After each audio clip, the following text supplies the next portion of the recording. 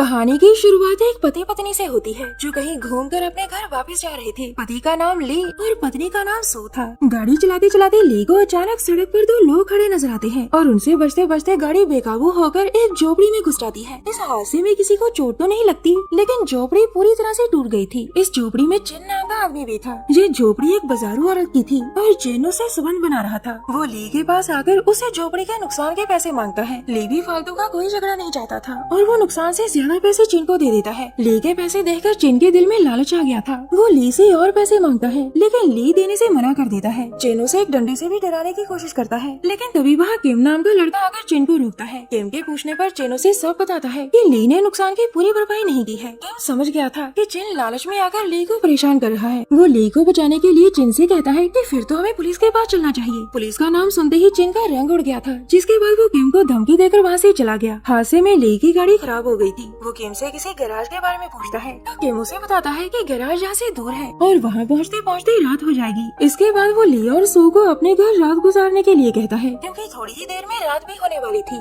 उसके बाद दोनों पति पत्नी मान लेते हैं, जिसके बाद किम उन्हें अपने साथ चलने को कहता है। थोड़ी देर बाद वो दोनों पति पत्नी किम के घर पहुँच गए थी। किम को मेहमानबाजी का बहुत शौक था, जिस कारण उसने दारू का भी इंतजाम कर रखा था। ली दबाकर दारू पीता है और किम को बताता है कि मैं पहले फौज में था और अब मैं एक सफल व्यापारी हूँ। दोनों दबाकर दारू पीते हैं और खूब सारी बातें करते हैं। काफी दारू पीने के बाद ली सू के साथ सोने कमरे में आता है। ली पर दारू का नशा चढ़ चुका था। वो सू के साथ प्यार करने लगता है और अपनी जुबान से सू को भी गर्म कर देता है। मगर जब आगे बढ़ने की बारी आती है तो ली का डंडा खड़ा ही नहीं होता। ली एक नामर्द आदमी था। सू अपने हाथों से भी उसका डंडा खड़ा करने की कोशिश करती है, लेकिन ली पर कोई फर्क नहीं पड़ता। ली शादी के बाद 1 साल तक तो ठीक था, लेकिन फौज में लड़ाई के दौरान उसे एक चोट लगी थी और उसी चोट ने उसे नामर्द बना दिया था। भले ही ली सू को शारीरिक सुख नहीं दे पाता था, लेकिन फिर भी सू से जी जान से चाहती थी। कुछ ही देर में ली को नींद आ जाती है और सू बाहर निकलकर अपना बदन साफ करने लगती है। बदन साफ करते करते उसकी गर्मी फिर से बढ़ गई थी, जिसके बाद वो अपने हाथ का सहारा लेकर अपने गर्मी शांत करने लगती है। इसी दौरान किम जंगल पानी कर जैसे ही वापस आता है तो उसकी नजर सू पर पड़ती है। सू की हरकतें देखकर किम समझ गया था कि ली सू को जिस्मानी प्यार नहीं दे पाता। वो वहीं रोकर सू को देखने लगा था और इसी बीच सू भी उसे देख लेती है। किम को सामने देखकर वो डरकर अंदर भाग जाती है। अगले दिन किम ली को बताता है कि गाड़ी गैराज तक पहुंच चुकी है, लेकिन वो कल तक ठीक होगी। उसके बाद सुनकर ली और सू समझ गए थे कि उन्हें आज की रात भी किम के घर में ही गुजारनी पड़ेगी। इसके बाद किम उन दोनों को पास वाले बाजार में लेकर चलता है। बाजार में ली तो सू को चीजें दिला रहा था, लेकिन सू का ध्यान बार बार किम की तरफ जा रहा था। इसी बाजार में लालची चिन भी मौजूद था, जो हादसे के समय झोपड़ी में मौजूद था। वो किम पर नजर रख रहा था ताकि मौका देकर उससे बदला ले सके। रात को सू सोने से पहले नहाने लगती है और किम खिड़की से उसे चोरी छुपे देखने लगता है। इसी दौरान ली किम को पकड़कर एक तरफ आता है। किम उसे माफी मांगता है कि मुझसे गलती हो गई। ली उसे माफ कर सब बता देता है कि मैं नामर्द हूँ और चाहकर भी सू को जिस्मानी प्यार नहीं दे सकता। इसके बाद वो किम को पैसे देकर कहता है कि मैं चाहता हूँ कि तुम सू से प्यार करो और उसे माँ बना दो। ली की बात सुनकर किम पहले तो हैरान होता है, लेकिन फिर पैसे और सू को देखकर वो ली की बात मान जाता है। ली से पैसे लेकर वो पूरी रात सू के साथ गुजारता है और उसे माँ बनाने की कोशिश में लग जाता है। अगले दिन सुबह सू घर में काम कर रही थी और किम उसके पास चला आता है। वो उसे ली के बारे में पूछता है तो सू बताती है कि ली बाजार तक गया है। उसकी बात सुनकर किम सू को पकड़ लेता है और दोनों फिर से संबंध बनाने लग जाते हैं। वो दोनों एक दूसरे में इतना खो चुके थे कि उन्हें पता ही नहीं चलता कि कोई उनकी तस्वीरें खींच रहा है। तस्वीरें खींचने वाला चिन और उसका बेटा पोंग था। चिन किम से कहता है कि अब मैं तुमसे बदला लूंगा। उसकी बात सुनकर किम उससे तस्वीरें छीनने की कोशिश करता है, लेकिन बाप बेटे उसे मार मार कर बेहोश कर देते हैं। किम के बेहोश होने के बाद दोनों बाप बेटे सू को घेर लेते हैं और तभी ली वहाँ पहुँच जाता है। सू दौड़कर ली के पास आती है। चिन ली को बताता है कि तुम्हारी बीवी का चक्कर किम के साथ चल रहा है और मेरे पास दोनों की तस्वीरें भी हैं। ली उसे यहाँ से चले जाने को कहता है, लेकिन चिन उसे कहता है मुझे 2 लाख रुपए चाहिए, नहीं तो मैं तुम्हारी बीवी की तस्वीरें हर जगह बांट दूंगा। ये सुनकर ली उसे कुछ समय मांगता है ताकि वो पैसों का इंतजाम कर सके। उसकी बात सुनकर पोंग सू को अपने साथ ले जाता है और चिन ली से कहता है जब तक मुझे पैसे नहीं मिलेंगे तब तक तुम्हारी बीवी मेरे कब्जे में ही रहेगी। और इतना कहकर वो वहाँ से चला जाता है। अब कहानी चिन के घर से शुरू होती है। चिन का एक बेटा था और उसकी बीवी का नाम मीना था। मीना भी चिन की तरह लालची औरत थी और वो भी पैसों के लिए हमेशा चिन का साथ देती थी। इन लोगों ने सू को एक कमरे में बंद कर रखा था ताकि ली पैसे देकर उसे यहाँ से ले जा सके। रात को चिन और पोंग सू के पास आते हैं। पहले चिन सू की आबरू लूटता है और जब पोंग की बारी आई तो सू उस पर वार कर कमरे से बाहर निकल आती है, मगर बाहर उसका सामना मीना से होता है और उसका थप्पड़ खाकर वो नीचे गिर जाती है। इसके बाद वो